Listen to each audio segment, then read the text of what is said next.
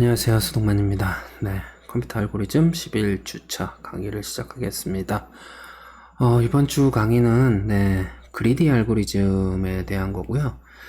그리디 알고리즘은 흔히 그리디 어프로치라고도 많이 불러요. 네, 알고리즘이라는 이름보다는 어프로치라는 이름으로 그러니까 접근 방법이라는 뜻으로 많이 사용을 하고요. 그리디는 욕심장이라는 뜻을 가지고 있습니다. 그래서 현재 상황에서 가장 좋아 보이는 것을 선택하는 알고리즘이라고 생각을 하면 돼요. 지금 현재 여러분들이 밥을 먹을 때 혹은 제일 좋은 예가 친구들이랑 어떤 운동 경기나 게임을 하려고 할 때 가위바위보에서 한 명씩 팀을 짜잖아요. 한 명씩 해서 뽑는다고 하죠. 편가르기를 할 때 그때 여러분들이 사용하는 알고리즘이 그리디 어프로치입니다. 남아있는 사람들 중에 가장 실력이 좋은 사람을 선택하는 것. 그게 바로 그리디 어프로치의 전형적인 예고요. 그래서 기본적으로 현재 상황에서 가장 좋은 전체적인 것들을 모두 고려하지 않고 현재 상황에서 그냥 제일 좋은 한 가지를 고르는 방법을 계속 누적하는 방식이 그리디 어프로치다라고 생각을 하시면 될 것 같아요. 그래서 그리디 알고리즘은 그런 식으로 사용을 한다라고 생각을 하시면 됩니다. 그래서 그리디 알고리즘은 사람이 살면서 눈앞에 이익을 쫓으면 안 된다 이렇게 설명을 하고 있는데, 알고리즘의 경우에는 일부 알고리즘은 좋다. 대체로 알고리즘도 그 현재 상황에서 좋은 것을 선택하면 안 좋은 경우가 상당히 많이 있지만, 그 중에서 몇몇 가지 알고리즘들은 이걸로 최적의 해를 찾는 방법들이 몇 가지 존재합니다. 예를 들면은 최소 신장 트리를 구하는 방법이라든가 아니면은 최단 경로를 구하는 알고리즘 중에서 다엑스트라 알고리즘 같은 경우에는 그리디 어프로치의 일종이고요. 얘네들은 그리디 어프로치임에도 불구하고 최적의 해를 갖는 그러한 특징을 가지고 있어서 괜찮은 방법 중에 하나다 이렇게 생각을 하시면 될 것 같습니다. 그리디 어프로치의 최대 장점은 생각하기가 쉽다라는 거예요. 그냥 현재 상황에서 제일 좋은 애만 선택을 하면 되니까요. 예를 들어서 아까 편가르기 같은 경우에도 사람의 능력치를 숫자로 환산을 해 놓았다면 내림차순으로 정렬하고 제일 앞에 있는 사람을 그냥 뽑으면 되는 거잖아요. 네, 정말 간단합니다. 알고리즘 자체가. 그래서 오늘은 그러한 그리디 알고리즘에 대해서 살펴보도록 할게요. 오늘은 그리디 알고리즘의 특징이 어떤 것인지를 우선 파악을 할 건데, 특징은 기본적으로 제가 이미 말씀드렸어요. 그리디 어프로치의 특징은 현재 상황에서 가장 좋은 것을 선택하는 알고리즘이다 라고 말씀을 드렸습니다. 그래서 이런 그리디 알고리즘으로 최적의 해가 보장되는 예가 있고 그렇지 않은 예가 있습니다. 그래서 일반적으로는 그리디 어프로치가 최적의 상황을 얻는 경우가 그렇게 많지는 않습니다. 우리가 일상생활에서도 봐도 눈앞에 이익만을 쫓다 보면 종국에는 안 좋은 상황을 맞이하게 되는 경우가 종종 있잖아요. 그럼에도 불구하고 편가르기와 같은 그런 방식에서는 확실하게 그리디 어프로치가 가장 좋다. 혹은 어떠한 계산을 할 때 잔돈을 줄 때 우리가 어떤 식으로 주나요?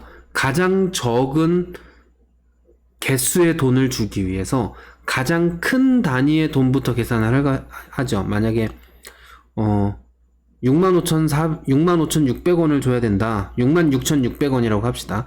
66,600원을 줘야 된다. 66,600원을 줘야 된다. 라고 한다면 밑에서부터 하면은 100원, 200원, 300원 해서 총 100원짜리 666개를 줄 수 있는 방법도 있죠. 근데 여기에서 가장 적은 돈의 개수로 주고 싶다라고 했으니까 가장 큰 금액인 5만원짜리 하나를 먼저 빼고, 그 다음에 만원짜리를 빼고, 그 다음에 5천원짜리를 빼고, 그 다음에 1,000원짜리를 빼고, 그 다음에 500원, 그 다음 100원 이렇게 하면 하나, 둘, 셋, 넷, 다섯, 여섯 개의 화폐를 이용을 해서 이 돈을 거슬러 줄 수 있는 거잖아요. 이것도 우리가 사용하는 그리디 어프로치의 전형적인 예 중에 하나고, 얘도 최적의 해거든요. 다른 방법은 없잖아요. 수표를 쓰지 않는 이상은. 그래서 그리디 어프로치를 사용을 하는 데에 있어서 최적의가 보장되는 예에는 어떤 것들이 있는지를 여러분들이 알고 있으면 나중에 이 문제는 그리디 어프로치로 쉽게 풀 수 있어 라고 생각을 할 수 있기 때문에 그런 특징 등을 여러분들이 좀 기억을 하셔야 됩니다. 근데 이러한 그리디 어프로치, 그리디 알고리즘으로 문제를 풀 수 있는 것들을 자세히 살펴보면은요, 어떠한 특징들이 존재를 해요. 그래서 그러한 특징을 정의해 놓은 게 바로 메트로이드의 정의라고 하는 애입니다.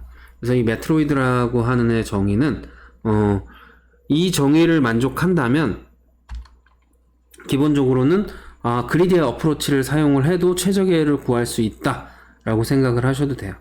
그래서 이 메트로이드가 만드는 문제 공간의 특성을 여러분들이 이해를 하시고 그리디 어프로치를 적용해도 되는구나 안 되는구나를 판단을 할 때 이 메트로이드의 정의가 부합하는지 안 하는지를 판단하시면 됩니다.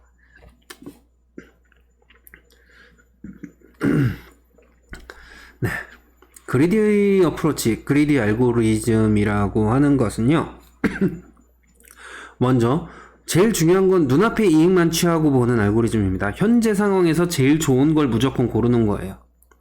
그래서 현재 시점에서 가장 이득이 되어 보이는 해를 선택하는 행위를 계속 반복을 하다가 더 이상 선택할 게 없으면 이제 얘네들을 반환을 하는 거죠. 이 집합을. 그게 바로 그리디 어프로치다. 그래서 주로 선택의 문제에 있어서 많이 사용을 합니다. 길찾기 알고리즘에서도 어디가 가장 길이 좋아 보이느냐를 보고 선택을 하는 것도 일종의 그리디 어프로치라고 볼 수 있고요. 사람들이 어떠한 일을 할 때 그리디 어프로치로 일을 하는 경우가 상당히 많이 있습니다. 네. 근데 상당수는 최적해, 그러니까 옵티멀이라고 보통 부르는데 옵티멀과는 좀 거리가 먼 경우가 되게 많지만 그럼에도 불구하고 옵티멀한 값, 최적해를 보장되는 경우도 꽤 있습니다. 그래서 그러한 예들을 살펴보고 그런 예로서 이런 식으로 처리를 하면 좋겠구나 라는 걸 파악을 하시면 좋을 것 같습니다. 먼저 기본적으로는 이거예요. 가장 좋은 예를 선택하고 그 다음에 돌아가고 그 남은 것 중에 제일 좋은 애 선택하고 계속 돌다가 해가 즉 정답이 완성되면 종료하는 형태가 기본적으로 그리디 알고리즘, 그리디 어프로치고요. 이 알고리즘으로 대부분의 문제들을 풀 수 있기 때문에 그리디 어프로치도 중요한 알고리즘 중에 하나라고 생각을 하실 수 있습니다. 왜 최적의 해가 잘 나오지도 않는 알고리즘을 우리가 공부해야 되지? 라고 생각하실 수도 있지만 얘가 꽤 나름 빠르고 정확하게 동작을 하기 때문인 거죠.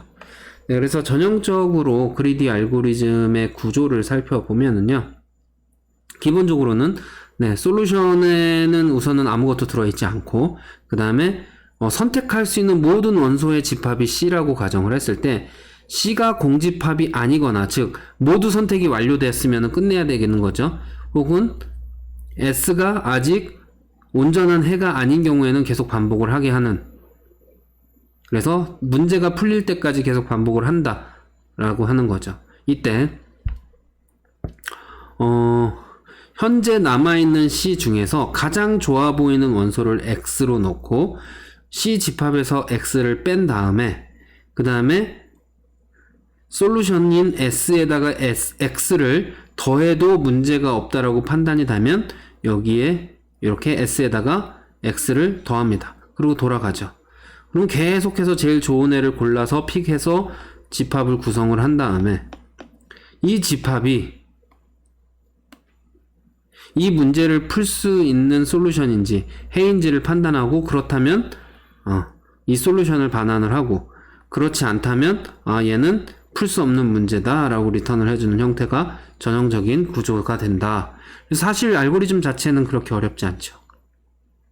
네, 그러면 한번 그리디 알고리즘을 이용해서 문제를 한번 풀어보죠. 자, 여기에 이런 트리가 있는데요. 이 트리에서 우리가 하고자 하는 것은 루트에서 시작해서 종말 노드 혹은 리프 노드라고 불리는 이 끝에 있는 노드까지 찾아가는 경로들 중에 모든 경로의 값을 다 더했을 때 최대값이 되는 걸 찾아보자 라는 거죠. 그럼 실제로는 여기 빨간색으로 표시된 이 경로로 가는 게 가장 큰 값을 얻을 수 있지만 그리디 어프로치로 하면 현재 10을 더하고 15와 60 중에 더 커 보이는 애가 60이니까 60을 더해요. 그리고 여기서 선택이 2밖에 없어. 그러면 결국 72의 값을 얻게 되죠. 이게 그리디 어프로치입니다. 현재 상황에서 가장 좋은 애 15와 60 중에 어디를 선택할 것인가? 당연히 60을 선택하겠죠. 네. 이렇게 되면 72가 나옵니다. 그러면 실제로 여러분들이 계산을 해보시면 얘만 더해도 당장 69죠. 네. 얘만 해도 67이고 뭐 당연히 72를 넘어서겠죠. 네. 그래서 여기를 보시면 되는데, 그래서 얘는 그리디 어프로치를 쓰는 경우에는 최적화가 보장이 되지 않는 거예요. 그래서 이런 이런 문제를 풀 때에는 그리디 알고리즘은 사용할 수 없다라고 생각하시면 됩니다. 그럼 왜 그리디 어프로치를 사용해야 되지? 라는 생각을 하시게 될 텐데요. 아까 제가 동전의 예를 한번 드렸죠. 네. 예를 들어서 동전만으로 돈을 제공을 해줘야 될 때 3,256원을 만들고자 해요. 그러면 3,256원을 만들기 위해서 동전값 중에서 제일 좋은 애 500원을 하나 선택하고, 그럼 얘가 2,756원이 되고, 그 다음 또 제일 괜찮은 애, 여기서 제일 좋은 애가 500원이죠. 그럼 다시 2,256원 또 빼면은 1,756, 또 빼면은 1,256, 또 빼면은 756, 또 빼면은 256. 그러면 256원에서 여기서 제일 옵티멀한 애는 얘죠. 그래서 2개. 그 다음에 50원, 10원, 1원. 그래서 총 11개의 동전으로 만들 수 있다. 그럼 가장 적은 동전의 개수로 이 3,256원을 만들 수 있게 되는 거죠. 물론 11개보다 더 많은 방법도 있어요. 1원짜리 3,256개를 쓰는 방법도 있죠. 네. 그래서 동전의 액면이 바로 아래 액면의 수의 배수가 되는 경우, 즉 10은 1의 배수고, 50도 10의 배수고, 100은 50의 배수고, 100은 500의 배수가 되죠. 500은 100의 배수가 되죠. 즉 나누어 떨어지는 동전들로 이렇게 구성이 되어 있는 경우에는 일반적으로 그리디 어프로치가 성공을 합니다. 근데 만약에 동전이 딱딱 떨어지지 않는 경우가 존재한다면 어떻게 될까요? 자, 예를 들어서 500원, 400원, 100원, 75원, 50원이 있다라고 칩시다. 그러면은 얘는 1,300원을 한번 만들어 보고 싶어요. 그러면은 아까 배웠던 방법대로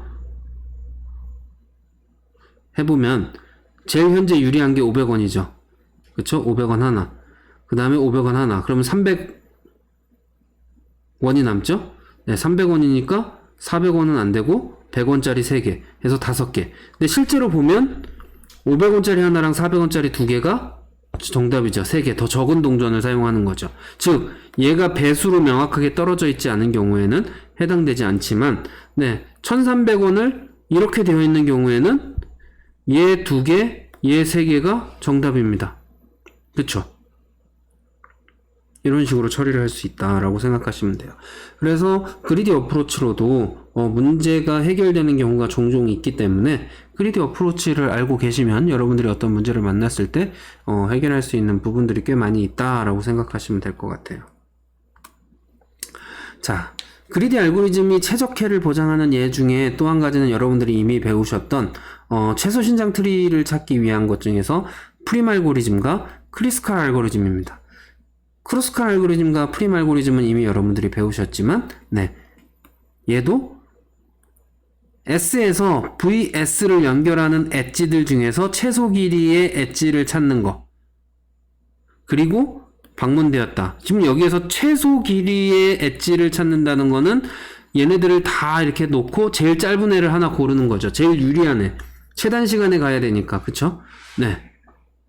이게 바로 그리디 어프로치라는 겁니다. 여기서 하나를 선택하는 알고리즘이니까요. 우리가 일상생활에서 만날 수 있는 문제 중에 하나, 회의실이 하나밖에 없는데 여러 부서에서 회의실을 사용 요청했을 때 일정 시간 동안 가장 많은 부서의 회의실을 사용할 수 있도록 만들고 싶어요. 근데 어떤 부서는 여기서부터 여기까지 9시부터 뭐 6시까지 풀로 쓰고 싶고 나머지는 9시부터 10시, 10시부터 11시 이런 식으로 쪼개져 있어. 그러면 얘 하나를 넣는 것보다 얘네들을 다 넣는 게 훨씬 더 많은 회의를 개최할 수 있게 되는 거죠. 네, 이 경우에 또 그리디 어프로치를 쓸 수 있는데 그리디 어프로치를 쓰기 위한 방법 중에서 소요 시간이 가장 짧은 회의 순으로 배정하는 거 또 있을 수 있고, 가장 먼저 시작하는 회의를 먼저 배정하는 방법도 있고요. 네, 가장 빨리 끝나는 회의를 먼저 배정하는 경우도 있는데 한번 해보시면 얘만 최적의 회의를 보장하게 됩니다. 네, 그래서 종료 시간을 기준으로 배정을 하면 그리디 어프로치만으로도 네, 해결을 할 수 있어요. 네, 이러한 형태의 알고리즘들을 여러분들이 사용하실 수 있습니다. 네, 그래서 이러한 프림 알고리즘, 크루스칼 알고리즘 뭐 이런 것들이나 이런 것들을 그리디 어프로치라고 부르고 현재 상황에서 가장 유리한 것들을 먼저 시작해 보자 이렇게 생각하시면 될 것 같습니다.